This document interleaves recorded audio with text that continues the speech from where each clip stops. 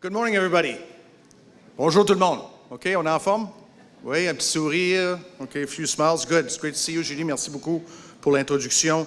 And I'd like to underline, the great efforts of a foreign council, the Carnegie Council for Ethics in International Affairs, that started in 1914, a year dear to my heart because that's when the tradition of submarining in Canada started.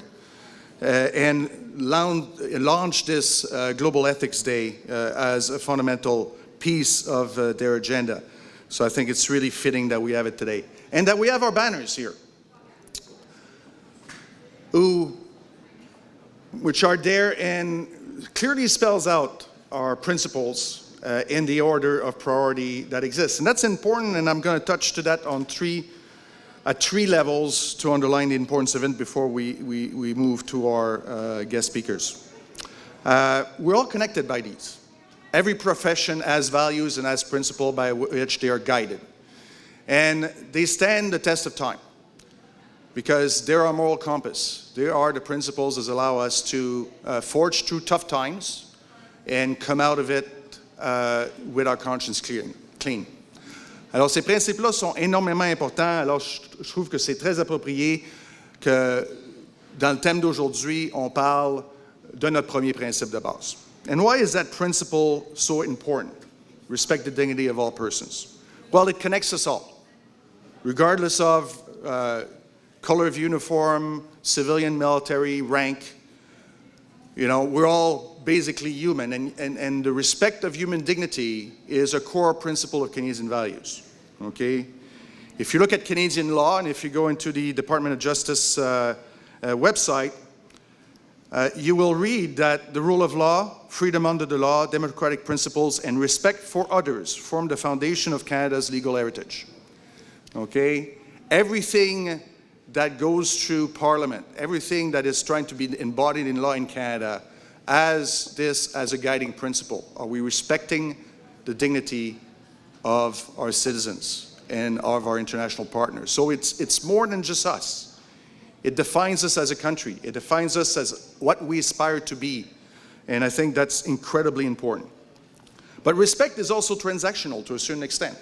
Okay? People say respect is earned. You will earn respect through your action. But it's a little bit, if you don't give some, you don't get some. Right? Because you need to show respect towards others to start getting some. So the concept of respect and self-respect, because fundamentally, I think to respect others, you need to respect yourself. I've been the work of philosophers for many years. A lot of more recent body of work is given to, attributed to Immanuel Kant. But actually, one of my favorite guys, and the line, if you had a chance to have dinner with someone famous, who would you have dinner with? I would have dinner with Marcus Aurelius. He's probably, I think, one of the rock stars of leaders and philosophers that apply to a lot of what we do. And Marcus spent a lot of time in his reflections that he never intended to get published, his meditations, to reflect on what it means to be a leader and what it means to work with folks. And he had this to say. He said, to do harm is to do yourself harm. To do an injustice is to do yourself an injustice. It degrades you. You can also commit injustice by doing nothing. Sounds familiar? Based on some of the experiences we've had recently. So what did he mean there? Negative and hurtful actions degrade you as a person. That's pretty powerful. Have you no shame to participate in them? And what Marcus is asking himself here is simple. Self-respect is inextricably bound up with respect for others, and actions that humiliate someone else ends up humiliating you both. Self-respect is probably one of the only forms of respect that really matters in this world, yet too many of us simply throw it away for fame, money, or validation. So what does that mean? I mean, if we're going to live by these principles, if we're going to truly make them part of every day, we need to look at ourselves in the mirror a little bit.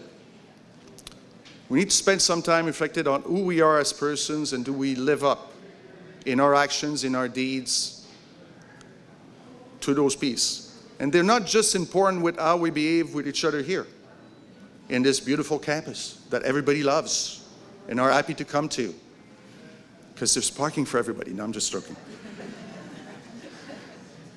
But these are important also in conflict. And we saw, those of us who have been in service long enough, saw 30 years ago what losing grounding in these principles can lead you to. And we as an institution lost the respect of the society we serve by the consequence of the actions of some.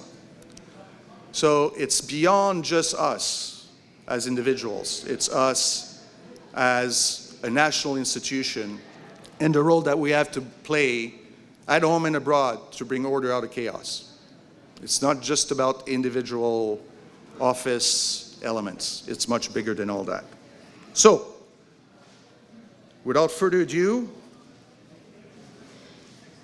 I will complete. We say a lot in the senior leadership that things move at the speed of trust. Trust is anchored on respect also. So it's a very important currency. So I'll leave you on this thought. Respect is earned, honesty is appreciated, trust is gained, and loyalty is returned.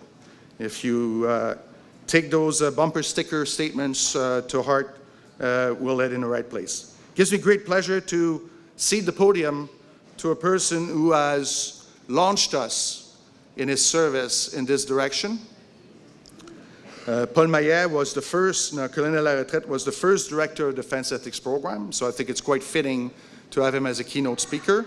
And I'd like also, in closing, to thank the entire team at ADMRS and the Defense Ethics Program, Stu and your crew, for all that you're doing to stimulate discussion on what is probably the core foundation of our profession. Thank you so much.